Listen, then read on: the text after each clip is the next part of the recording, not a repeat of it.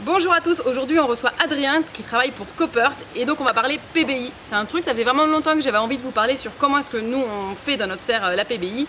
Qu'est-ce que c'est exactement le visite d'un technicien sur la lutte intégrée, quels sont les petits insectes qu'il nous apporte, à quoi ça sert exactement. Donc du coup, voilà, j'ai demandé à Adrien de venir, il sait pas que je vais le filmer, je pense qu'il va pas être content du tout, donc je m'excuse d'avance Adrien, je suis désolée. Je te prends de court, mais je trouve ça tellement intéressant ce que tu sais, ce que tu fais et comment tu nous aides que j'avais vraiment envie de le partager avec tout le monde sur YouTube. Voilà, j'espère que vous apprécierez.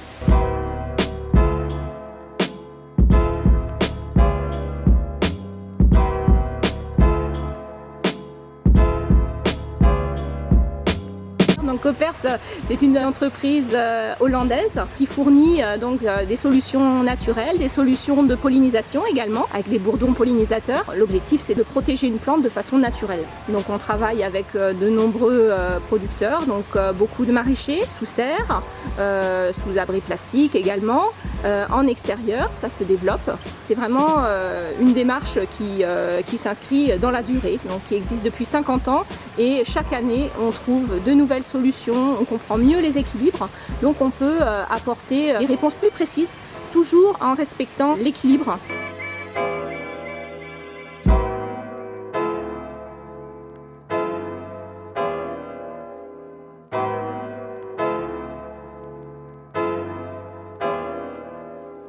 Donc la PBI, c'est la protection biologique intégrée. C'est une méthode de protection des plantes qui considère en fait qu'on doit gérer les équilibres dans une serre ou dans un espace ou même en extérieur d'ailleurs. L'objectif, c'est vraiment de maintenir un équilibre entre les ravageurs, les maladies, ce qu'on appelle les bioagresseurs, et tous les organismes utiles, donc les auxiliaires notamment. Dans cet espace, on voit qu'il y a une diversité végétale qui est très importante, mais il y a également une diversité d'insectes qui est très forte, avec des auxiliaires qui entrent naturellement dans la serre, parce qu'on voit qu'il y a des ouvrants qui sont largement ouverts en fait sur la nature. Donc on a des auxiliaires naturels qui vont rentrer dans la serre, comme par exemple des cirphes, des aphidius, des chrysopes, qui vont venir naturellement pour lutter par exemple contre les pucerons, pour ce que j'ai cité. Et on introduit également des auxiliaires complémentaires, donc on peut introduire aussi parmi ceux que j'ai cités les aphidius, les chrysopes, mais aussi toute une gamme en fonction des problématiques qu'on va rencontrer. Et ensuite, on observe beaucoup dans cette technique, donc on passe du temps à regarder sa plante, regarder ce qui se passe et qui s'installe sur la plante. La PBI, c'est quelque chose que tu vas faire vraiment en préventif, justement. Oui, avant qu'il soit trop tard. Il vaut mieux être dans le préventif que dans le curatif. Ok. Les tomates, ouais, c'est même que tu sois venu, bon je les ai repérées, mais il y a beaucoup d'alrodes, quoi, beaucoup de mouches blanches. Ah ouais, ça vole pas mal. Ça vole pas mal. Tu vois là, toutes ces petites larves blanches là. Oui. Donc ça c'est des jeunes stades larvaires d'alrodes. Ok, oui. Donc ça peut se développer très vite. Donc ça sécrète du miel et donc sûrement un développement de la fumagine pour plus tard. Donc ça peut impacter pas mal ta production et surtout salir tes fruits. Ça c'est les dégâts d'une chenille ça. Ok. Tu vois vraiment quand la feuille s'est recroquevillée, tout ça c'est des excréments. Tu vois, il y a encore toutes les larves qu'on peut voir en dessous. Donc ça, il faut faire attention parce que ça se développe très vite. Il faut que tu saches que une femelle à l'eurode, ça peut pondre à peu près 200 œufs. Et ensuite, ces 200 œufs vont repondre.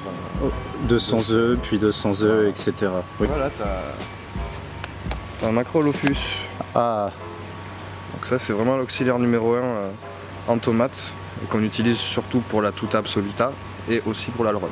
ok. Voilà. D'accord. C'est un auxiliaire qui s'implante super bien en tomate. Ok. Donc, du coup, moi, je pensais à cet auxiliaire, que tu puisses un peu renforcer cette population qui tu vois, est déjà présente. Ok, Donc, oui, c'est un bon signe. C'est super que ça soit déjà présent dans la serre. Ah oui, oui.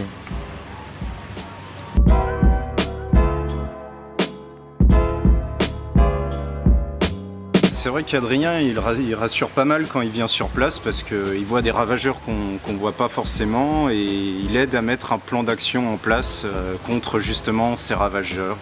Par exemple, nous on pourrait penser qu'il faut mettre l'auxiliaire une fois en place alors qu'il faut le mettre 3 fois de suite à 15 jours d'intervalle, par exemple.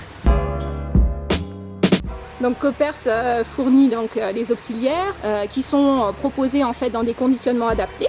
Et ensuite, le producteur reçoit son matériel biologique chez lui et l'introduit dans sa serre, dans son abri ou en extérieur, le plus rapidement possible. Évidemment, c'est du matériel vivant, il faut aller vite. C'est un puceron qui a été parasité par un auxiliaire. Donc ça veut dire que ton parasitoïde il a pondu un œuf dans le puceron et ensuite la larve se développe à l'intérieur et au bout de 10-15 jours, tu as l'adulte qui va émerger pour ensuite reparasiter d'autres pucerons. Ça attaque ici Oui, il était vraiment pas beau le persil et là, un mois et demi après, c'est redevenu, on va dire, entre guillemets beau, il brille, tu vois, et non, ça a bien fonctionné. Et il y avait plein de pucerons et les aphis-scouts ont bien fonctionné, donc... Non, c'est vrai que là, il n'y a plus de traces de pucerons.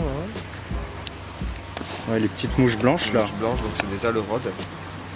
Ensuite, et à côté, tu vois, tous les petits points jaunâtres que tu vois là, oui, c'est des ambliséus. Donc sûrement des Swirsky, ceux que tu as dû... ceux qu'on a installés, exact. Ceux que tu as dû installer la dernière fois. Donc tu vois qu'il y a une superbe installation. Donc là pour l'instant on voit pratiquement que des adultes et pas d'œufs, pas de jeunes larves. Donc ça veut dire que ton Swirsky fait le travail. Ok. Là c'est une superbe installation. Ça. Ok, donc le Swirsky qui est contre les alrodes et aussi contre les trips. Contre les trips, mais que de jeunes stades. Ok.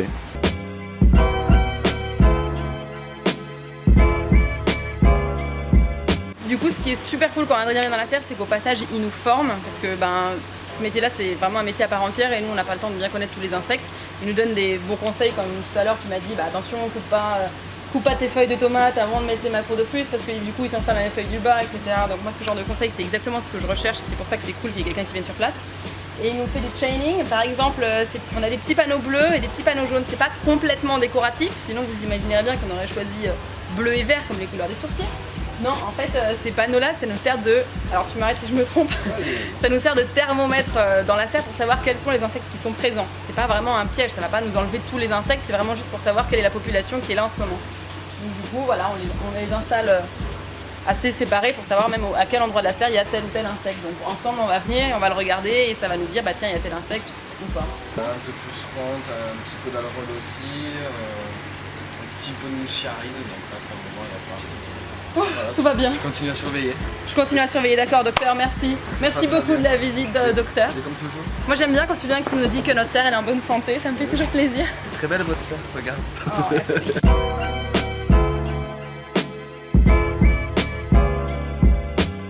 Merci beaucoup d'avoir regardé cette vidéo, j'espère que ça vous a plu. N'hésitez pas à laisser des petits pouces en l'air et à vous abonner à la chaîne si vous voulez voir d'autres vidéos. Si vous avez envie d'aller plus loin, n'hésitez pas à regarder aussi nos formations en ligne. Vous pouvez apprendre depuis chez vous comment est-ce qu'on fait pousser des micro-pousses, c'est ce que j'ai derrière moi dans mon dos. Et je vous dis à très bientôt pour, dans tous les cas, de nouvelles vidéos sur YouTube. Ciao!